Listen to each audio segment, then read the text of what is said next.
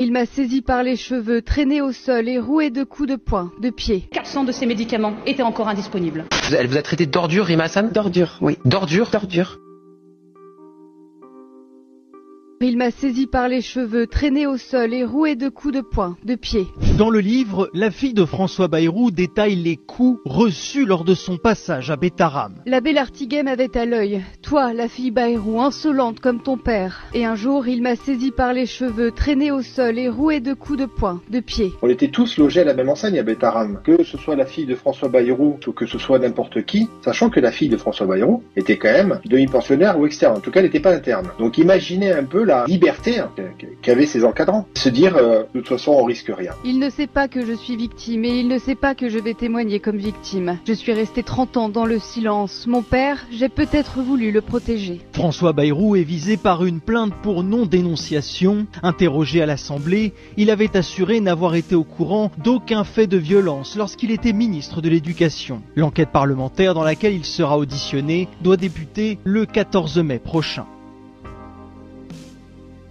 Lors d'une séance tendue à l'Assemblée nationale, la députée RN Angélique Ranck a interpellé la ministre Catherine Vautrin sur la pénurie persistante de médicaments en France. Angélique Ranck a dénoncé l'inaction du gouvernement, accusé de sacrifier la souveraineté sanitaire du pays au profit de la logique des grands laboratoires. En 2025, se soigner en France est devenu un cauchemar. Trouver un rendez-vous médical, un exploit. Obtenir un traitement, un parcours de combattant. Et je ne parle pas de simples médicaments dits de confort, mais bien de traitements vitaux. Aujourd'hui, ces médicaments d'intérêt thérapeutique majeur sont en pénurie alarmante. Au 31 décembre dernier, 400 de ces médicaments étaient encore indisponibles. Pendant que nos patients peinent à obtenir leur traitement, ces mêmes médicaments restent disponibles ailleurs dans le monde. Il faut mettre fin à cette absurdité où malades et professionnels de santé doivent quémander les traitements vitaux. Un exemple frappant. La semaine dernière, un professionnel de santé m'a alerté sur le cas de Marie-Laurence, l'une de ses patients. Elle souffre d'une maladie nécessitant du Praluent, un médicament non substituable, commercialisé en France. Et pourtant, aucune pharmacie de mon département ne peut lui en fournir. Ce médicament est introuvable depuis plus de 2 mois. Son état se dégrade. Dans quelques semaines, elle perdra définitivement l'usage de ses jambes. Le Praluent peut sauver sa mobilité. Son absence la condamne au handicap. Madame la ministre, combien de Marie-Laurence devront nous voir souffrir avant que le gouvernement ne prenne enfin des mesures fermes, mais surtout efficaces?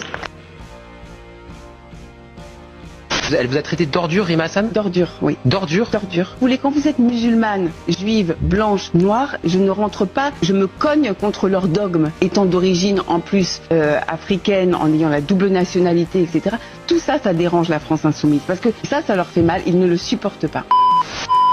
Elle vous a traité d'ordure, Rima Hassan? D'ordure, oui. D'ordure? D'ordure. Et après, vous avez eu un déferlement de haine. Un déferlement de haine. Un déferlement de haine, des intimidations, de la disqualification, des ricanements, l'ensemble des messages, etc.